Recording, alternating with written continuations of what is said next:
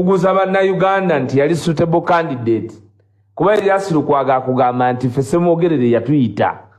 n'atukwasa ono. Kakati abilities Dr. Kanokiza Besigye azimba foundation ya opposition first of all rightly so kubanga fefena we are tuli inspired by omubiri gwe yali ayiwawo the extremism the defiance gye yali annyonnyola ffe abamu abaatwala time ne tugistudyinga ate nga oyo Alex Waiswa Mufumbiro musajja munnakibiina ki National Unity Platform era nga yamyuka omwogezi w'ekibiina kino. Musajja muzibu nnyo mu nsonga za politics era bw'omwesimbamu ng'okimanyi si musajja mwangu n'akatono muba mujja kubiisano olina okuba nga politics w'omwekakasa okujja okuvuganya ne Waiswa Mufumbiro mu bintu ebyo. Tukimanyi bulungi nti ono yali yeesimbewo mu bitundu by'e Busoga nga MP era we yawangula akalulu olw'okuba nti baatya nnyo akalulu ke basobola okukakumpanya kubanga bategeera ti singa omwami ono agenda mu palamenti y'omu ku bagenda okubafuukira ekizibu. Mwai Museveni yali musajja mugezigezi nnyo n'agamba ab'ebyokulonda nti ab'omu Buganda wano mu Central mubalekere obuwanguzi bwabwe tujja kusobola okudiiringa nabo. Naye bwe yamanya nti abantu b'omu Northern Uganda bawangudde ku kaadi ya National Unity Platform, abantu ab'omu Eastern Uganda abawangudde ku kaadi ya National Unity Platform, singa tubaleka ne bagenda mu palamenti bagenda tufuukira ekizibu. Bakola olukujjukujju okulaba ng'abantu nga bano babajjako obuwanguzi bwabwe ne babugabira aba NRM abalinga babeesimbyeko. Ne Waiswa Mufumbiro mwe bamutwalira yali awangudde akalulu ke ne bamulemesa okugenda mu palamenti. Era gyakugamba tajja kuggwamu ssuubi ensonga eyamuleeta kulwanirira bantu ba wansi abanyigirizibwa. Kyova olaba nti ye bw'akwata ku nsonga z'ebyobufuzi tosobola kumuggyawo nga tamaze kukakasa kiki kyayagala kiki bannayuganda kye baagala. Ensonga zino ayogera ku byabufuzi. Politics wa Waiswa Mufumbiro wa kintu kikulu nnyo kuba musajja mugezigezi mu politics. Katuwulirize ensonga zino nga bwazimerengula. Okujja n'aba able okuswiminga in this murky water muwanguzi n'aba committed n'aba resilient n'abeera superfluous n'abeera visionary. Ogambye kati ali mitalo w'amayanja. Nina kyenjagala okubuuza Waiswa. Ku foreign policy. Nina kyenjagala okubuuza Waiswa. Waliwo ebigambo ebitandise okuyitingana kuba kati ate byavuddeyo bulungi. Nti enteekateeka ya retired Colonel Dr. Kizza Besigye ey'okuwalawala FDC agireete mu NUP kirabika inaatera okugguka. Okimanyiiko?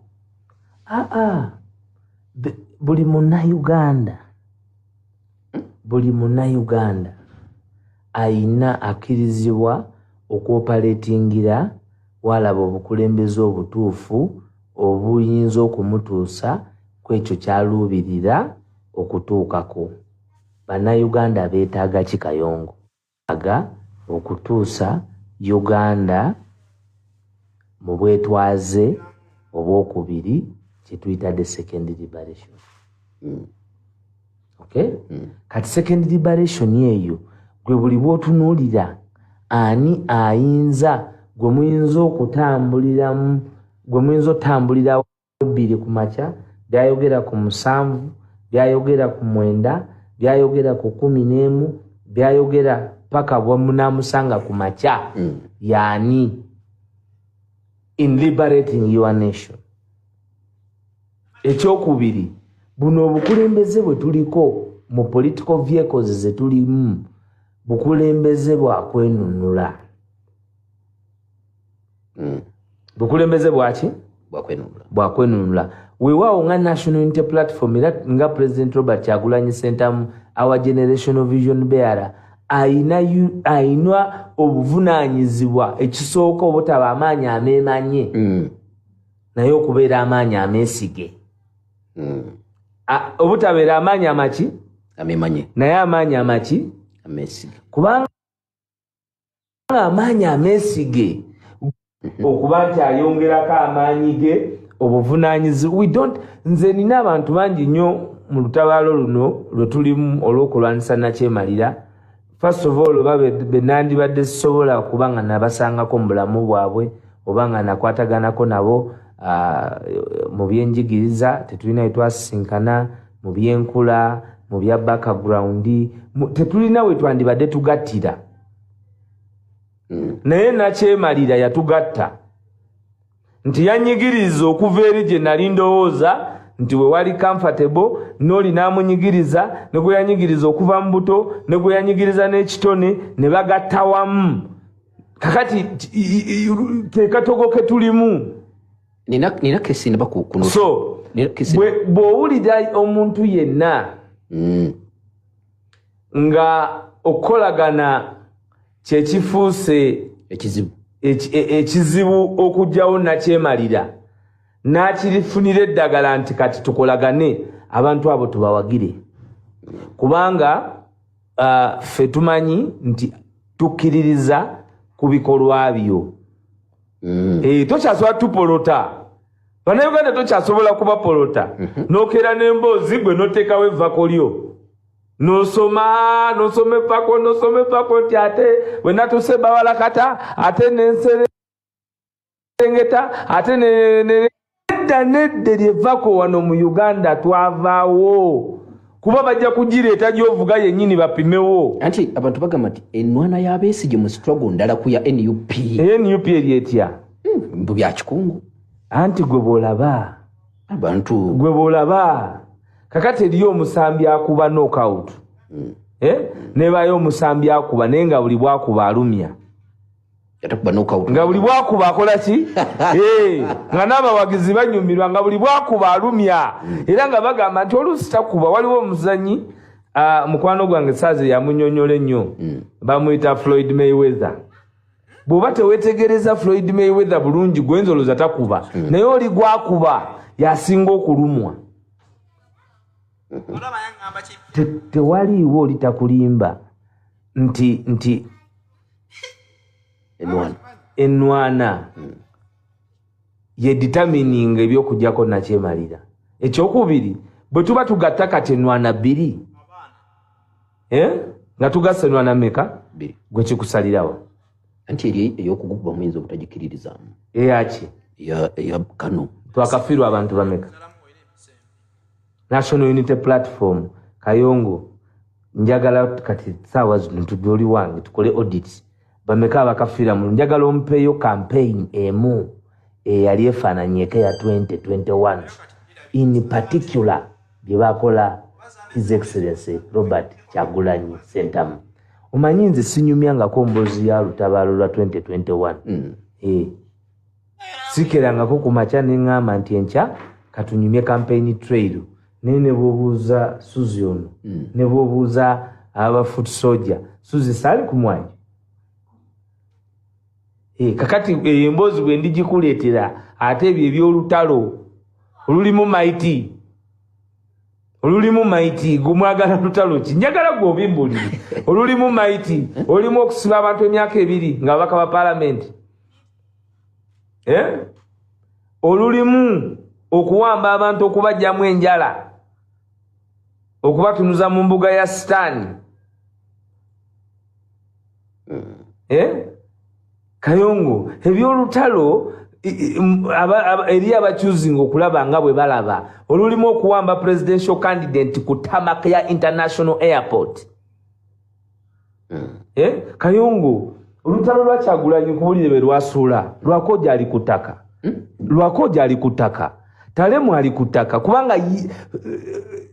abantu bagala nnyo okukompeyaringa ba revolutionaries ne ba revolutionaries for example botunulira Marcus Garvey ne Malcolm X oyinza okugamba nti waliwo enjawulo ey'amaanyi naye ate enjawulo eyinza okuba mu execution plan mu biseera ebyenjawulo era ne South Africa kyekimu botunulira Nelson Mandela ne Sobukwe enkola yali yanjawulo naye ekisinga okubeera ekikulu kinjagala nkubulire tosobola kuminimizinga abilities za kugaana His Excellency Robert Kyagulanyi Ssentamu era nga Dr. Kizza Besigye bagana okugenda mu nteeseganya ne nakyemalira ate abo abamumakinga because he showed up where there was space. Oyina kaliko gambye nti enwana yammwe erina berese kutaka nomenya lwakojo ne tayewa bataremwa yes kutaka how ateeka nkyamenya bwe bangenze koyo line yabo babitabo bagenda okuzuukuka ng'omwana ate eyakedde ku macanga bulijjo abagamba tulina essomero mwantu wadde center number nga giina n'ebyo bwe ndi binyumya ekyembi nti ebyo ndi binyumya myaka 5 okuva kati nga mpezeza 98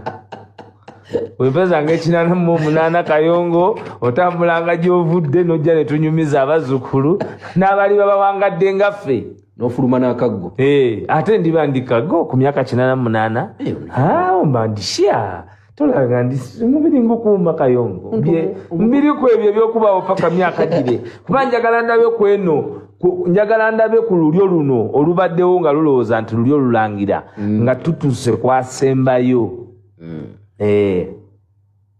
anvu ku lulyo luno nga tumutuuseeko naye ajjukira era asasulira okubonyabonya bannansi nga bwe batubonyabonyeza naffe akadde katutwala naye tetusobola kuwunzika nga tetukubyeko President Kyagulanyi Robert Sentamu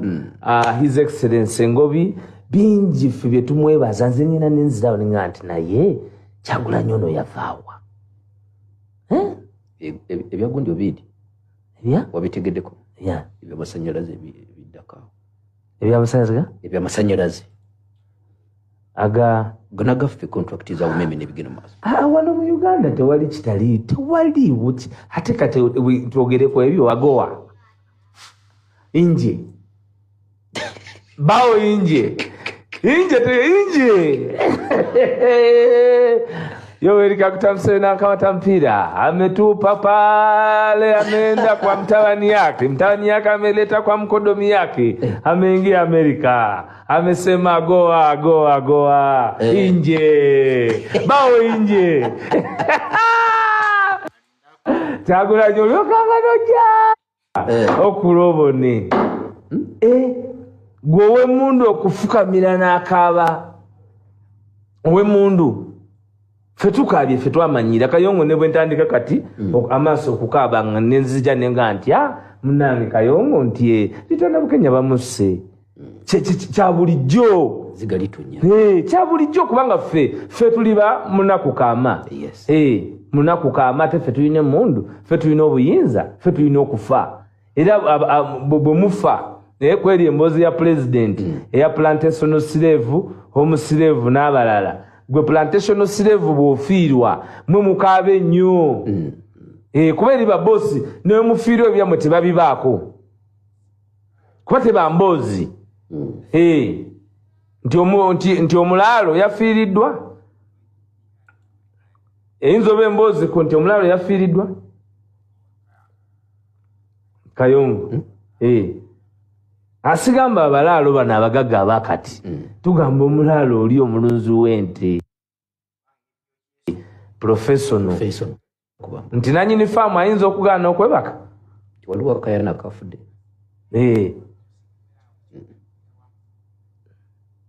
era waliwo okukayana kyobola waliwo olugero olugamba nti omusota gwatente wali oyagala mulaalo yabaafa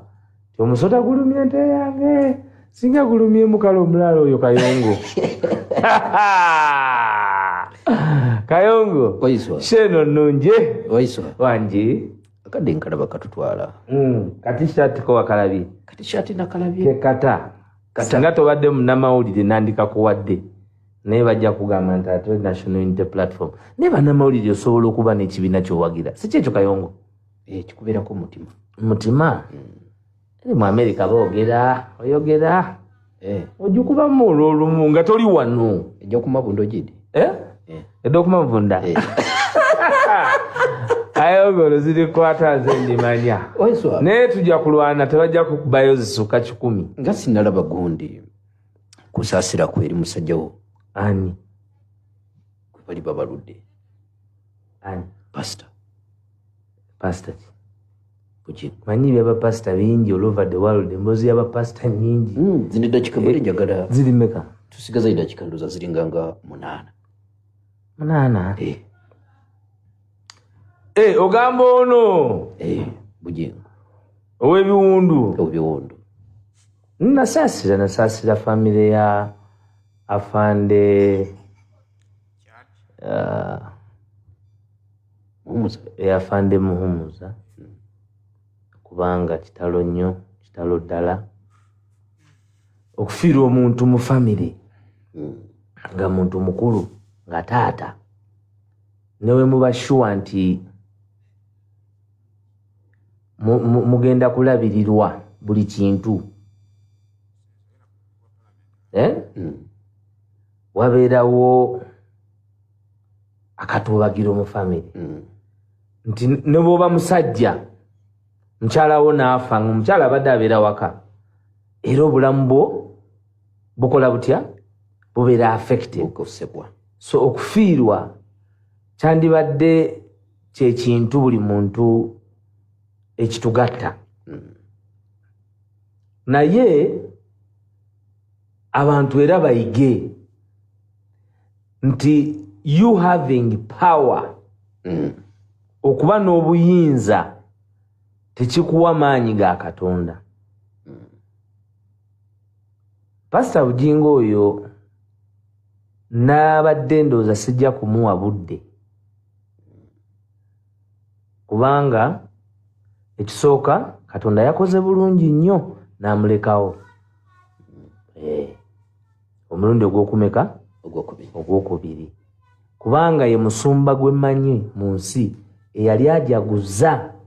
ng'omuntu afudde. Ensonga eyatwogezaako ku musajja oyo wano luli kwe kujaguza ne basala ne keeki okuva mu Sheraton nga Honorable wa Mary Anthony afudde. Sera nnyo okwagala kulumba abantu abo wadde abamu bamanyi nti beerimbika mu ddiini ng'oyo naye ntera okubawa Katonda ye kuba yabajja okubawa okukola ki okusembayo. Ali mu MK project era nga bulijjo yamaze dde okwonoona omusango tewayinza kubaawo bwenkanya. Waliwo ebibuuzo bingi nnyo eddakika 8 tezitumala nze ekyekyalo kwembeera bwe baakuba omugenzi Kigundu ku makya ffenna ku kyalo amasasi twagawulira gano amasasi 15 tegawulikise tewali bisosonkole byagiddwa ku scene of crime kubanga scene of crime ekiro ekyo bagikondoninga off. Pastor mwennyini tamanyi mukono kigwe baakubako masasi kati njogeranga wa mateeka yes kubanga nze namuwulidde ng'agamba ku ddyo ku kkono kati mu mateeka tosobola kuba uncertain ku kiwundu ky'omaze nakyo ennaku ezisukka ezo tumanyi side kwe kiri ku side kwe kiri kuba zaadde ziyingira ennaku 5 kuba leero ndowooza lweziweze ennaku emeka 7 okusinziira ku bye mpulidde. Then variation bwe basooka okwogera yava ku TV nga programu ya Bisenge ewedde era Honorable omwami Senkubuge yaliwo naye ate omwami Senkubuge amaze n'agamba ku makya saawa 2 ate n'agamba saawa 5 kati nga munnamateeka kubaze kyenkola kati kuwuliriza kukola ki kuwuliriza kati oba ombugatta mwe mwennyini mbugatte nga bannayuganda kubanga His Excellency Robert Kyagulanyi Kyengaye nti yeetaaga okujaguza nga mulamu Uganda yagitereeza kuba kati ebyo byonna by'owulira abala biri of course court ez'abali bo y'abantu etudde era etuula eyo era nze nyongera ku bibuuzo ebibuuzibwa. Ekyokubiri okuva ewa Pastor Bujingo kubanga nze ndi wa mu Lubaga ate kyekyalo kyange kyenkuliddeko nkimanyi ku Lubiri SS waliwo kamera enene mu luguudo olwo kuba oluguudo olwo lwe bayita olwawa Kaliga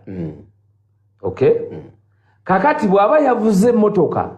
n'ava ku Soloti kubanga nze nvuze ku Soloti emirundi mingi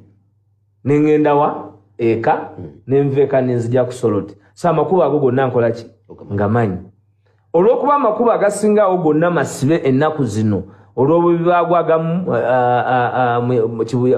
embuyaga yagatwala agamu gagwamu kwagamba eyoyo sala z'ebyenguudo eyo gye tubeera yo ewaffe wakala okutuuka ewange obanga agenda mu geena naye ye Uganda yonna okay fetu kakati aba yavuga eyo kamera eri emu eraga nti kituufu yalina omugenzi mu mmotoka nga basimbula okuva ku church kugundi ku office amajege agabadde geerabidde nti alinayo premises ez'okumeka ez'okusatu okusinziira ku mujaasi gwe baleese ekyokubiri bw'ojja n'okkirira bw'osalawo okukozesa Mengo awo kamera njereere paka Mengo ku CBS awaliwo kamera nga 6 ate bwe njogera ku ezo kamera eziriwo waliwo kamera nga ebika 2 nga za triple camera zikubasaidi yonna saako then wabeerawo kamera ekubani snapshot okay bw'aba yakwata Mengo kuba tugezaako okugjawo emboozi nti si kituufu sosooka owa abantu olutambi luno oluva emabega mukamwako onyonyole paka we bakukubira amasasi kubanga enabulagala waliwo kamera engeri gyali nti yayitako olwo oluguudo okugenda ebbawalakata ateeka okuba nga yayita enabulagala talina walala wabayise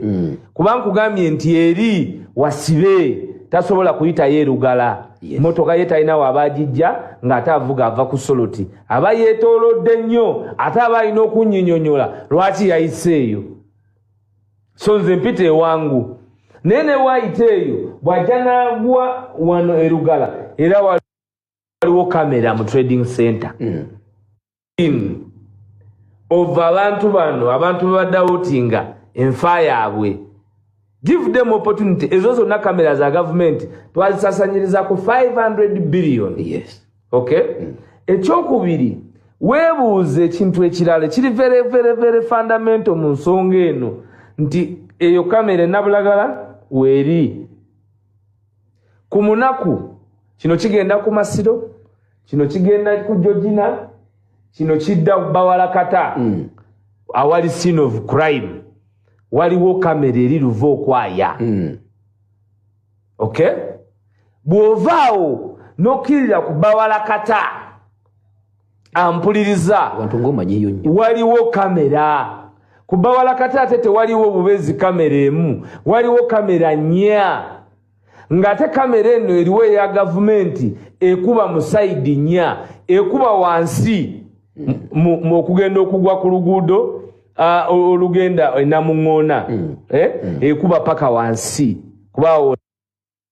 nakakolansi ekuba paka wansi kuvaawo ne connectinga ku kamera ekuba ku munaku ate wakati wa munaku ne Bawalakata nga tonatuukako eyo mother camera waliwo private cameras nga 7 waliwo kamera ziri ku ssomero eriri awo ery'abasiraamu eddene erinamuŋŋoona awo ssomero ly'abasiraamu bayita Sai Primary School ndowooza awo waliwo kamera ezi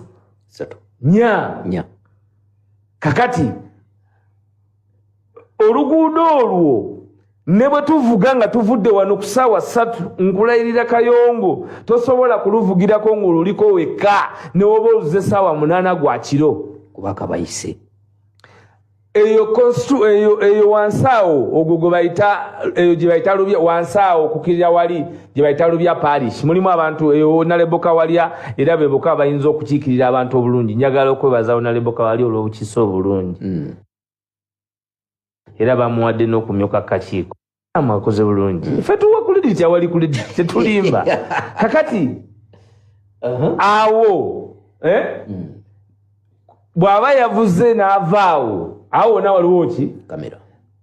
ennaku zino General Yoweri Kaguta Museveni ayita ku flyover bypass era bagisiba okuva enaalya paka Ntebe ekyo kimanyi awo baterezaawo bateekawo ebitaala ne bateekawo ne kamera waliwo ne ziri ezikuba ze bayita snapshot photos still photos ekuba ekifaananyi munda mwotudde wenna nga bw'oba ofaananyi n'ekyolezaawo n'ekisindika enateete ku bypass kweziri ezisukka ezi lwaki tebatuleeterayo ebifaananyi bibiri ebyekyo ekyokubiri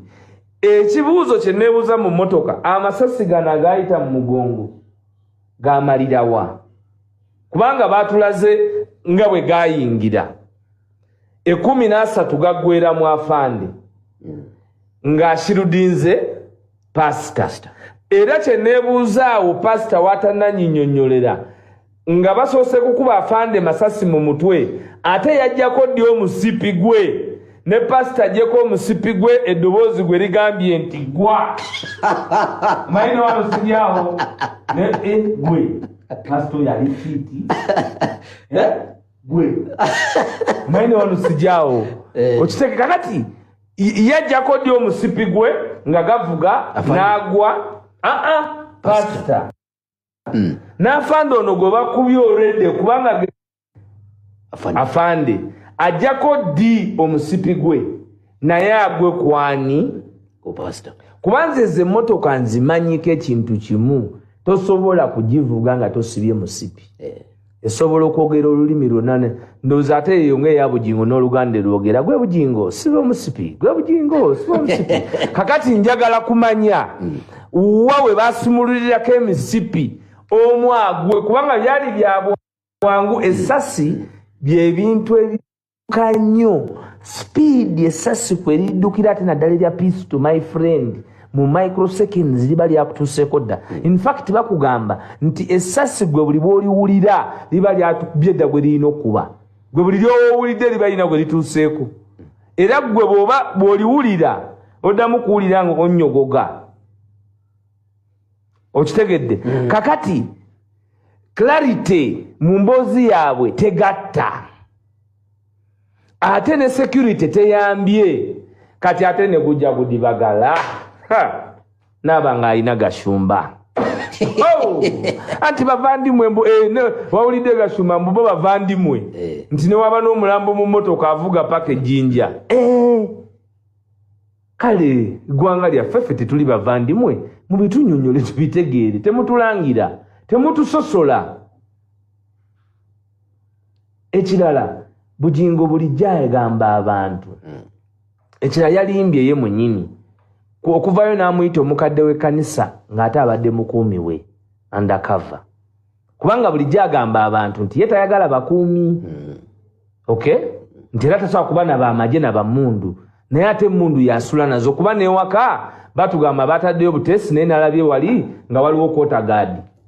Waiswa sigula tugende oyo ye Alex Waiswa Mufumbiro amyuka mwogezi wa kibiina ki National Unity Platform akugambye musajja mugezi nnyo mu byobufuzi musajja atutanye ensonga n'ovaawo ng'omatidde abadde yeesonyiwa okwogera ku bintu bya pasita Bujingo ne munne driver we gwe babakuba naye amasasi driver n'alufiiramu wabula olwaliro afoosingiddwa okubaako sayidi ye gy'awa eggwanga bwakuwa ensonga ye n'ogoberera ebibaddewo ku mikutu gya social media ebizze biranda abazze bagamba nti abaana ba social media babulwa obubulwa bya kukola